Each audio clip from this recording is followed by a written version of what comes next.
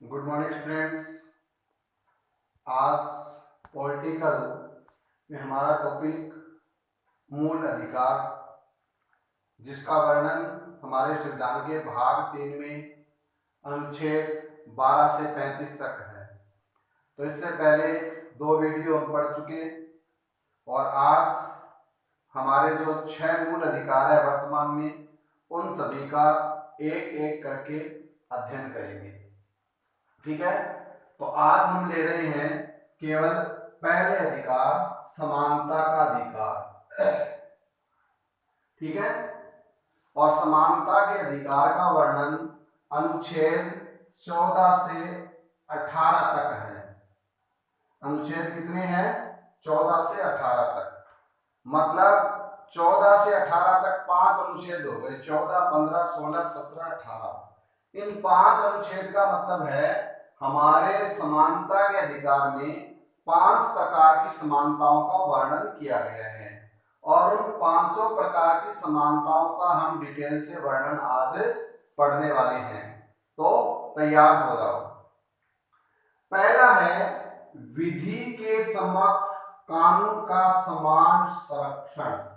ये अनुच्छेद 14 में है। विधि का मतलब होता है हमारे संविधान या कानून से, संविधान या कानून से। ठीक है, और हमारे संविधान में यह व्यवस्था की गई है कि हमारे संविधान या कानून की नजर से कोई भी प्रकार का भेदभाव नहीं किया जाएगा। सभी नागरिकों को हमारा संविधान है वो समान संरक्षण प्रदान करता है।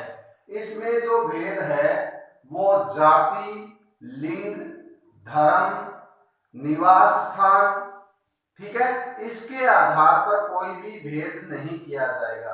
अगर किसी अपराध के लिए कोई सजा है तो वो चाहे किसी धर्म का मानने वाला हो, सबके लिए एक समान सजा का प्रावधान किया गया है। अगर कोई संवैधानिक नियमों का उल्लंघन करता है तो उसके लिए चाहे महिला हो चाहे पुरुष हो, समान रूप से क्या दिया गया है, उनको संरक्षण दिया गया है। राजस्थान में कोई अपराध करोगे, हरियाणा में अपराध करोगे, यूपी में करोगे, कहीं भी करोगे, आपका निवास स्थान, आपका जन्म का स्थान कोई भी हो, उसके आधार पर सबको कानून है वो समान संरक्षण प्रदान करता है और अगर कानून का उल्लंघन करते हैं तो समान दंड की व्यवस्था करता है। ठीक है, लेकिन अनुच्छेद 361 में एक व्यवस्था की गई है और उस व्यवस्था में क्या है, हमारे देश के राष्ट्रपति, राज्यपाल, उच्चतम न्यायालय के न्यायाधीश, संसद और विधानसभाओं के सदस्यों को कुछ विशेष अधिकार दिए गए हैं। ठीक है, अब इनको कानून के द्वारा ये अधिकार दिए गए हैं। ठीक है, अब जैसे मैं बताता हूं, जब तक कोई व्यक्ति भारत के राष्ट्रपति पद पर आसीन है उसके खिलाफ किसी प्रकार की कानूनी कार्यवाही की नहीं जा सकती। चाहे क्षेत्रीय कोर्ट हो, चाहे जिला कोर्ट हो, चाहे हाई कोर्ट हो, चाहे सुप्रीम कोर्ट, किसी भी न्यायालय में हमारे राष्ट्रपति के खिलाफ मुकदमा चल ही नहीं सकता। तो ये कानून में विशेष संरक्षण दे रखा है। हाँ, अगर ये किसी अपराध का भागी है तो इसको पहले लोकसभा में अविश्वास प्रस्ताव द्वारा हटाओ, उसके बाद इसके खिलाफ कानूनी कार्रवाई हो सकती है, लेकिन पद पर रहते हुए इसके खिलाफ कोई कानूनी कार्रवाई नहीं होगी। ऐसे ही राज्यपाल और उच्चतम न्यायालय के न्यायाधीश है। इसी प्रकार मैंने बताया था, जब कोई व्यक्ति सांसद है यानी लोकसभा या राज्यसभा का सदस्य है तो उसको तब तक किसी भी राज्य की पुलिस या सेंट्रल पुलिस अरेस्ट नहीं कर सकती जब तक लोकसभा का अध्यक्ष उसको अनुमति नहीं दे। ठीक है, तो ये भी क्या आ गया, इसका विशेष संविधान के द्वारा संरक्षण प्राप्त है इनको। बाकी हमारा संविधान और कोई असमानता नहीं कर सकता। दूसरा कहा गया है धर्म मूल वंश। मूल वंश का मतलब कोई ये नहीं है कि ये तो सामान्य घर में पैदा हुआ व्यक्ति है और ये किसी राज घराने का व्यक्ति है। इसलिए कानून इसको स्पेशल संरक्षण देगा। नहीं, चाहे राजघराने में हो, चाहे किसी मजदूर का बेटा हो, चाहे किसान का बेटा, सबके लिए कानून है वो समान प्रावधान करता है।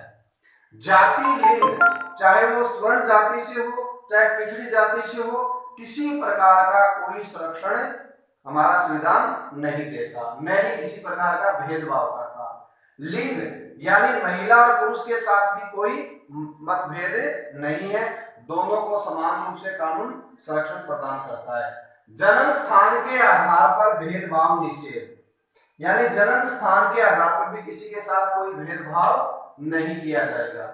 ये नहीं है कि ये तो दिल्ली है, राजधानी का रहने वाला है, इसके लिए अलग कानून है, और ये गांव का इसके लिए अलग कानून है। ऐसा कोई भी भेदभाव हमारे इसमें नहीं है। अब हम बात करते हैं हमारा दूसरी जो समानता है उसी की बात कर रहे हैं। धर्म, मूल वंश, जाति, लिंग, जन्म के स्थान के आधार पर भेदभाव निषेध, ये अनुच्छेद 15 कहता है। अब अनुच्छेद 15 में कौन सी समानता की बात कही गई है कि चाहे धर्म के आधार पर किसी के साथ कोई भेदभाव नहीं होगा। भेदभाव नहीं होगा का मतलब, जैसे एक कोई सार्वजनिक स्थल है, रेल है मान लो, तो ये नहीं है कि रेल में भाई केवल हिंदू यात्रा करेंगे, मुस्लिम, सिख, बौद्ध इनके लिए वर्जित है, नहीं। सार्वजनिक स्थल कोई भी है उस पर सभी व्यक्तियों को स्वतंत्रता से आने और जाने का अधिकार है। जैसे सार्वजनिक भोजनालय है, सार्वजनिक होटल है, ये नहीं हो सकता भाई आप तो इस धर्म से हो इसलिए आपको इस होटल में प्रवेश नहीं मिल पाएगा। हॉस्पिटल है, ये नहीं हो सकता कि धर्म के आधार पर किसी व्यक्ति को कह दिया जाए कि तू इस धर्म का, तेरा इस हॉस्पिटल में इलाज नहीं होगा। तो ये अगर कोई करता है तो हमारा कानून उसको रोकता है, उसके खिलाफ वैधानिक कार्यवाही करता है। मूल वंश, मूल वंश के आधार पर ये नहीं है कि भाई ये तो राजस्थान के राजघराने का है, इसको तो अलग अधिकार है, इसके लिए तो अलग ट्रेन चलेगी, और जो गांव के रहने वाले हैं उनके लिए टूटी फूटी बस आएगी। ये नहीं है कि 5 स्टार बस है, उसकी सेवाएं केवल उस घराने के लोगों के लिए, नहीं, ऐसा कदापि नहीं है। जाति के आधार पर भी कोई भेदभाव नहीं है।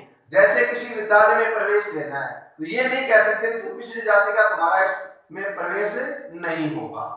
ठीक है, तो सार्वजनिक स्थल कोई भी है उन पर समान रूप से आने और जाने की स्वतंत्रता सभी नागरिकों को दी गई है, चाहे वो किसी जाति का हो, चाहे किसी लिंग का हो, चाहे किसी स्थान विशेष का हो।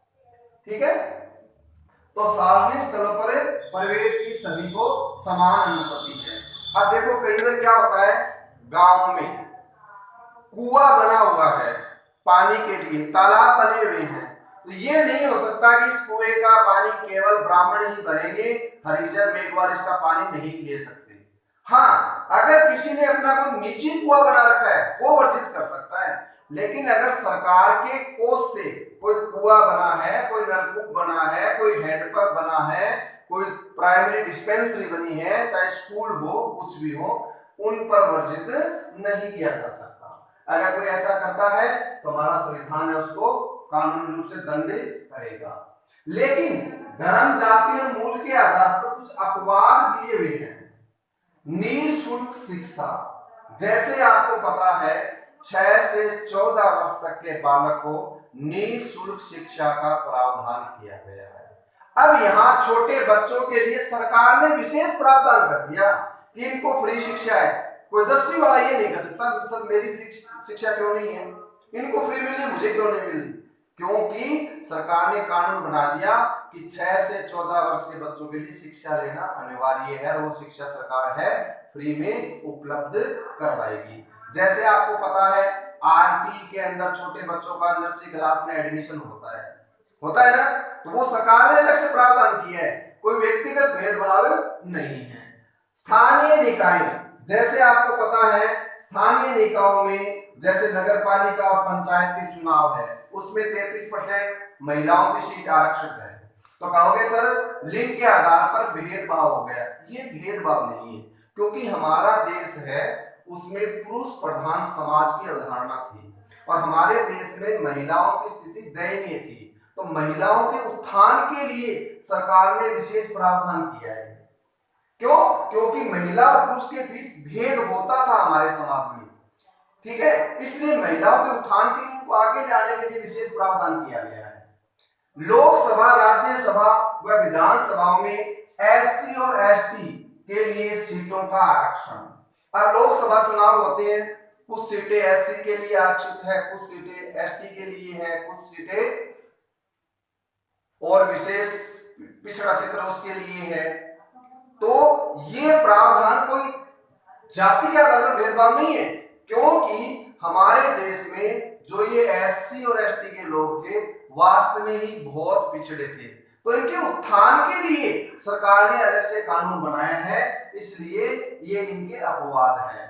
अब कह रहा है 93वां संविधान संशोधन 2005 में हुआ। 93वां संविधान संशोधन कब हुआ? 2005 में, और ये 2006 में कानून का रूप ले लिया। और उसमें क्या व्यवस्था की गई कि केंद्रीय शिक्षण संस्थानों में आरक्षण की व्यवस्था कर दी गई। केंद्रीय शिक्षण संस्थान का मतलब आईआईटी, आईआईएम, केंद्रीय विद्यालय जो चल रहे हैं, नवोदय विद्यालय जो चल रहे हैं, उनके अंदर भी क्या किया गया? इसमें तो केवल उच्च शिक्षा की बात है। ये कौन शिक्षा की बात है? उच्च शिक्षा की। जैसे इंजीनियरिंग के लिए आईआईटी हो गया, आईआईएम हो गया, इन सब में आरक्षण की व्यवस्था कानून में संशोधन करके की गई है। ये इसके अपवाद है। तीसरा आता है लोक नियोजन के विषय में अवसर की समानता। लोक नियोजन का मतलब सरकार कोई सार्वजनिक पदों पर वैकेंसियां निकालती है, उन पदों पर किसी प्रकार का भेदभाव नहीं है, सभी को समान रूप से अधिकार है।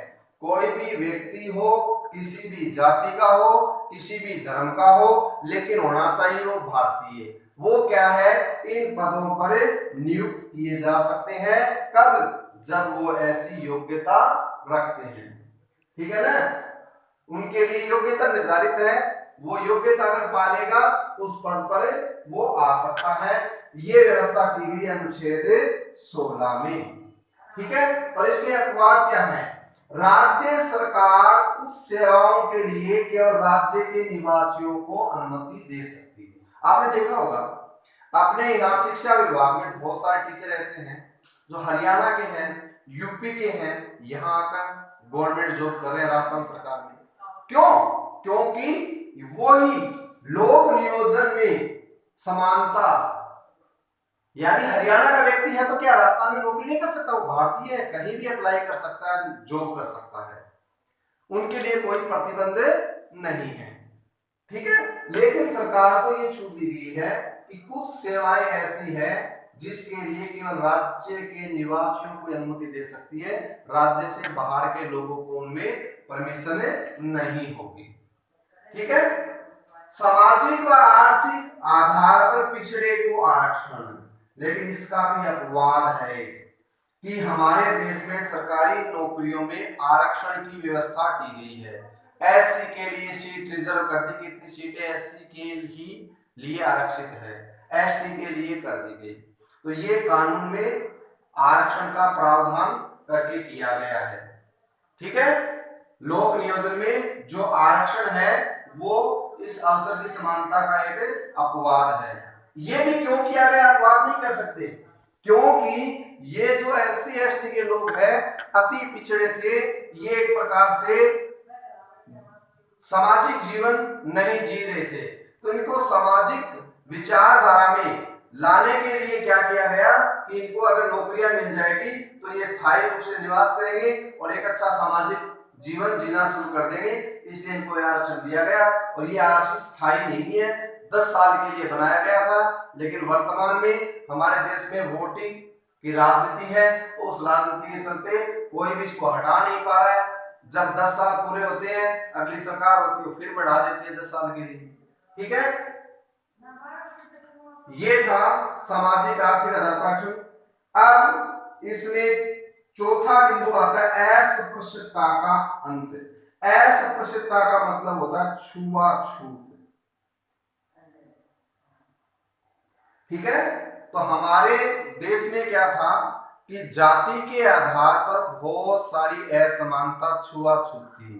जो SC ST के लोग हैं उनके अगर चलते हुए किसी का हाथ भी लग जाता ना, ऐसी व्यवस्था थी कि जैसे हरिजन वाल्मीकि समाज के लोग हैं और चलते हुए उनका हाथ या कपड़ा भी अपने छू गए ना, तो क्या करते थे, वो नहाओ, गंगा जल से स्नान करो और उसकी पूजा पाठ करो, जब जाके पवित्र होता था। ऐसे हमारे देश में कुरीतियां थी, तो उसको मिटाने के लिए क्या किया गया, अस्पृश्यता कानून यानी छुआछूत को मिटाने का प्रावधान किया गया अनुच्छेद 17 में। लेकिन आज भी देखते हैं गांव में खासकर ये ज्यादा है कि छुआछूत आज भी है। उच्च जाति के वर्ण के जो लोग हैं निम्न जाति को अपने साथ बराबर नहीं बैठने देते, उनके साथ खाना नहीं खाते। जब उनके घर कोई स्वर्ण जाति के घर कोई निम्न जाति का आता है तो उसको घर के बाहर ही खड़ा रखा जाता है, उसको चार पैर बैठने की अनुमति नहीं दी जाती। इस प्रकार के आज भी है। लेकिन 1955 में हमारे संविधान में संशोधन किया गया और कह दिया गया कि कोई अगर जाति के आधार पर भेदभाव करता है, छुआछूत करता है, तो उसके लिए दंड का प्रावधान किया गया। ठीक है, तो ये कब किया गया, 1955 में। क्योंकि ये छुआछूत कानून में अस्पृश्यता करने के बावजूद भी नहीं मिट रही थी, तो सरकार ने क्या किया, कानून में संशोधन किया गया और कहा गया कि अगर कोई छुआछूत करता है तो उसके लिए अपराध माना जाएगा, कानून में उसमें सजा का प्रावधान किया गया। लेकिन फिर भी क्या है, ये छुआछूत तो आज भी नहीं मिटी है। क्यों? क्योंकि जब तक पूरा देश पूर्ण साक्षरता हमारे देश में नहीं आएगी तब तक ये मिटने वाली भी नहीं है। लेकिन सरकार ने एक और अच्छा प्रयास किया 1976, याद है 1976, 42वां संविधान संशोधन। और मैंने बताया था 42वां संविधान संशोधन है वो हमारे देश का मिनी संविधान भी कहलाता है, क्योंकि इसमें बहुत सारी चीजों को जोड़ा गया था। तो ये भी जोड़ा गया 42वें संविधान संशोधन 1976 में। क्या जोड़ा गया कि अस्पृश्यता कानून है ना, इसको और ज्यादा कठोर बना दिया। कहा गया कि 2 बार इसके खिलाफ शिकायत आ गई, छुआछूत करता है, अगर तीसरी बार शिकायत आती है तो फिर इसके पास कोई उपाय नहीं है, इसको जेल जाना पड़ेगा और 2 साल तक की जेल काट के आएगा। 2 साल तक की जेल और 1000 रुपए जुर्माना लगेगा इसमें। तो ये अस्पृश्यता का अंत करके हमारे देश में जातिगत समानता लाने के लिए हमारे संविधान में व्यवस्था की गई है। और लास्ट है उपाधियों का अंत। जैसे हमारे देश में उपाधियां होती थी, महाराजा, नवाब साहब, हुजूर, ये उपाधियां हुआ करती थी ना। तो हमारे कानून में व्यवस्था कर दी गई कि कोई भी व्यक्ति किसी उपाधि को धारण नहीं करेगा, सब नागरिक है, समान है। लेकिन इसमें क्या जोड़ा गया कि सेना के लिए उपाधि, जैसे सेना के नाम के आगे लगाती है, जनरल है, कर्नल है, ये सब प्रयोग करते हैं। और शिक्षा में कोई उपाधि धारण करता है, जैसे प्रोफेसर, डॉक्टर, इंजीनियर, ये अपने नाम के आगे अपनी उपाधि का प्रयोग कर सकते हैं। ठीक है, और भारतीय नागरिक है वो किसी दूसरे देश से उपाधि धारण नहीं कर सकता। जैसे महात्मा गांधी को अंग्रेजों ने केसर-ए-हिंद की उपाधि दी थी ना। तो इस प्रकार से कोई विदेशी सरकार के द्वारा भारतीय कोई उपाधि धारण नहीं कर सकता। और भारत का कोई लाभ के पद पर यानी सरकारी सेवा में कोई व्यक्ति है और वो अगर विदेशों से कोई उपाधि लेता है तो राष्ट्रपति की बिना मंजूरी के नहीं ले सकता। जैसे नोबेल पुरस्कार है, विदेशों से प्राप्त उपाधि है ना, लेकिन वो राष्ट्रपति की अनुमति के बाद ही प्राप्त किया जाता है।